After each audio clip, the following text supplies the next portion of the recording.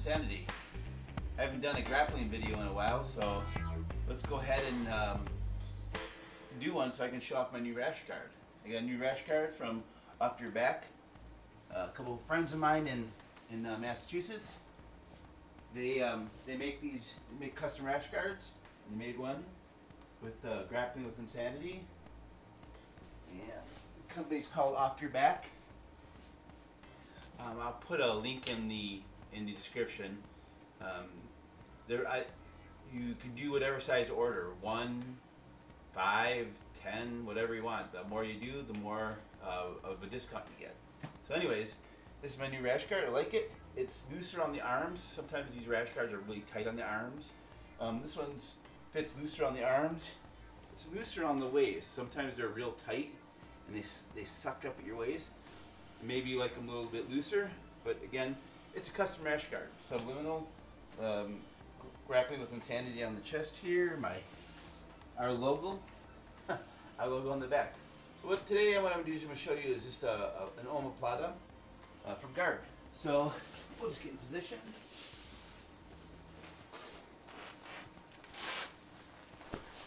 Alright, so back up a little bit. So my opponent's going to have their hands on my stomach if they're playing a smart game. Hands on my stomach. If they're down low, then it's much easier to do a lot of. You can separate these elbows from the body a lot easier, and we can get into a lot more attacks. Sit up. Cameras here, but so what we're gonna do is his hands are on my stomach where they should be. Maybe they're not grabbing my belt yet. Right now, that'll be a little bit different technique. But what we're gonna do is his hands are on my stomach. What I'm gonna do is maybe I'm playing with right in here. As soon as I decide to go here, I need to go right away. Because if I stay here too long, he's gonna really bite down. So what I'm gonna do is maybe I'm playing with him, maybe I'm pushing him, creating frames. I put my hands under his elbows and I scoop inside and I get his hands on the floor. The same time I'm doing that, I'm also pulling my knees to my chest. So I get his hands on the floor and I pull. Now I'm cupping the back of his head, basically to create like a wedge. So I'm controlling him, creating a wedge around his head so he can't pull back, or they can't pull back. Okay? From here, what I want to do is I'm going to create a little bit of an angle, shrimp off to the side. Now you can shrimp without putting your feet on the floor and opening up your guard. You can open up just a little bit, but you kind of scissor in this motion here, right? So what you're going to do is you're just going to create some resistance by kind of back heeling or back heeling into them and turning, right? You got to pick your hips up and turn off this side. And you can do the same thing here as push, and now you're off on the side, right? So, so from the beginning, hands are on my stomach, hands come under their elbows, get to their hands, I come inside, pull my legs forward, cup the back, create a wedge around their head so you're controlling them from sitting straight back. They're going to want to pull, all right? From here, you can overhook the arm and get in this position. This is a good self-defense position too. This over and controlling the wedge over the head and the wedge around the arm here. Right, from here, you're going to shrimp off to the side by back heeling and getting this little turn right here. Right. This hand, now that you have control of his arm, if he tries to pull back, he might even help you.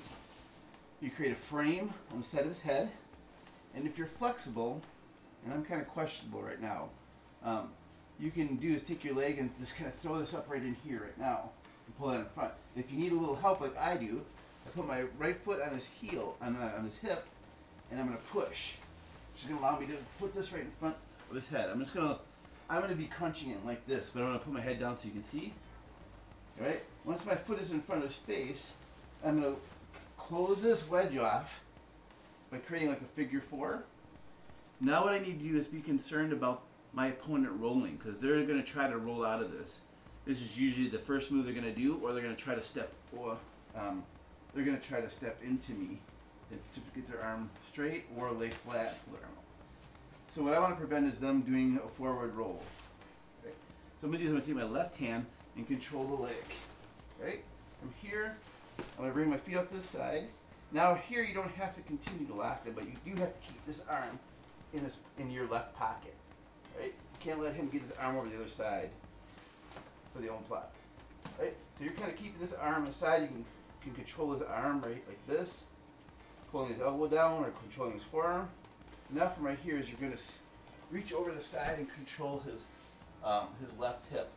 Again, you're creating control here. It's another type of wedge. You're wedging. I got a wedge around his leg and a wedge around his hip, so I'm controlling him from forward rolling. And now from here, you just kind of pull yourself up.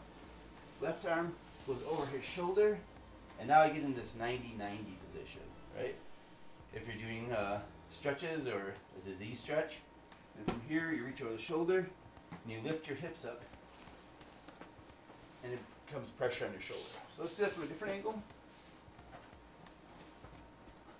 This angle you can see the awesome design by Mike Green. Off your back. Alright, so let's do this from another angle. From here, it's close guard. Close guard, hands on the stomach. Right? Hands come underneath the elbows. Pull your legs forward. Control the head. Overhook the arm. Right? From here, you're going to do this little bit of a scissor motion, and it's a little bit of a shrimp. Right? So as you do this motion, you're kind of scissoring your legs like this, but you don't have to open your feet and get that big shrimp like this. You just got to back heel into their glute, squeezing their ribs, and now you got a little bit of a shift. Right? From here, this hand's going to come around, frame against their neck. If you don't have flexibility, your right foot can come to their left hip, and now you throw your left leg up to your right hand. Right? Once you're here, again, you're working with a dummy, so you have to create a little bit of realism by his movement. He's going to want to be pulling away a little bit, so you're going to slide that foot in front of his face. The next thing you need to worry about, for them to defend this omoplata, I got to catch their right leg. So I got to turn back into him. My left hand overhook his leg. So I'm going to create a wedge around his leg, preventing him from rolling. Right? Again, you want to keep this arm in your left pocket, and his hand in my pocket, so I can control that by creating some back tension in his arm by pulling it into my belly. From here, now I want to do this. I'm going to get over, scoop my butt away from my side, grab a spar hip in my right hand, and I'm going to pull myself up. Now before I remove this hand, then if I remove this hand as I'm coming up, he still can roll. Right? So as I come up, my left hand comes underneath the shoulder here. Some guys are real tight, they're already tapping. Some guys are real flexible.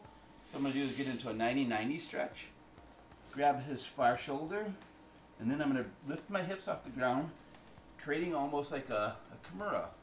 It's a kimura with the legs. And then I'm just going to pull over. Boom. Right?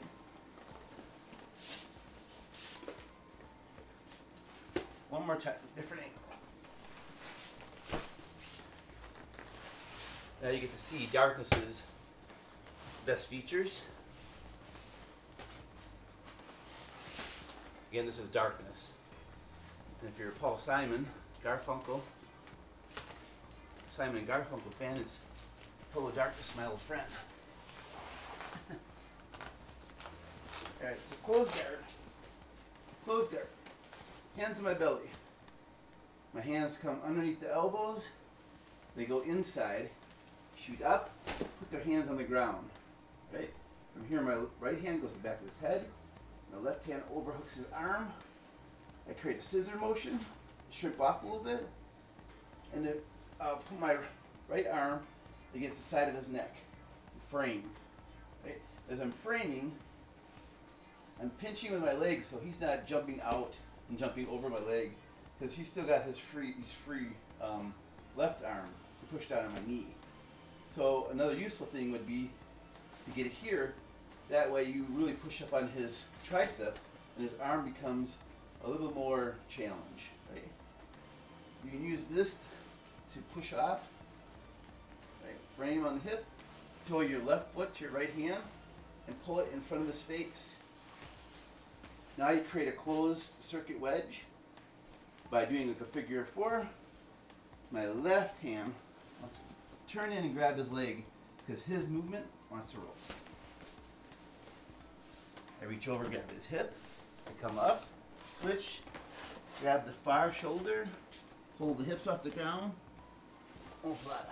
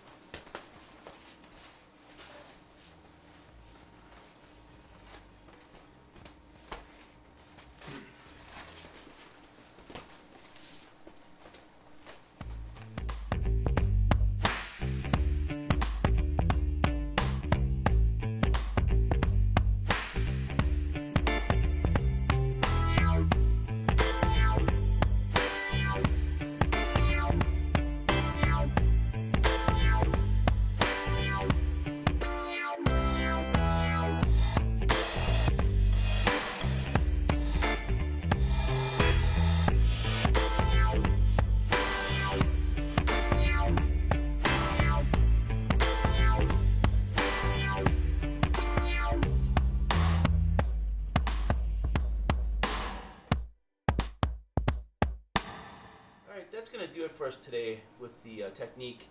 I just wanted to kind of do a quick technique. I haven't done one in a while. So I wanted to show off the new rashi from Mike Green at Off Your Back Jiu-Jitsu.